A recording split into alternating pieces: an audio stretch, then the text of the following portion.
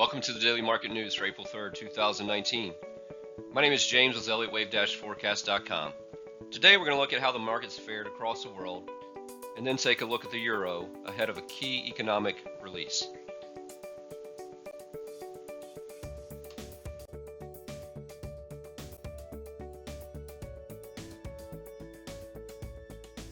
The broader Asian markets were green across the board, with the Shanghai Composite leading the gains, closing up 1.24%.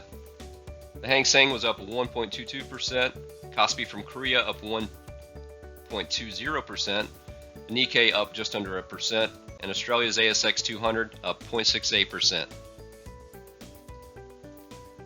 European markets followed Asia, closing up overall, with the DAX showing the biggest gains, up 1.7%. Euro stocks up 1%, the FTSE up just over 1/3%. The U.S. markets closed green as well, with the NASDAQ up 0.6%, Russell 2000 up 0.43%, the S&P 500 just up just 0.25%, and the Dow Jones Industrial slightly positive, up 0.15%.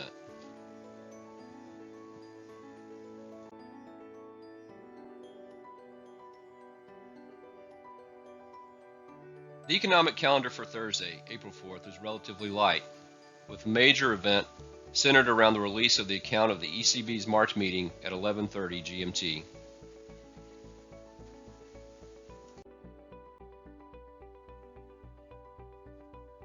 With these notes from the ECB meeting being released, our interest will be focused on the euro to see if we continue the downtrend or break to new lows for 2019.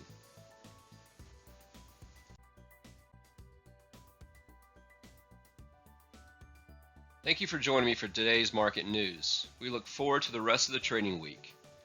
Come check out how our unique technical analysis of 78 different financial instruments can help you navigate market expectations by taking a trial subscription of any one of our group offerings.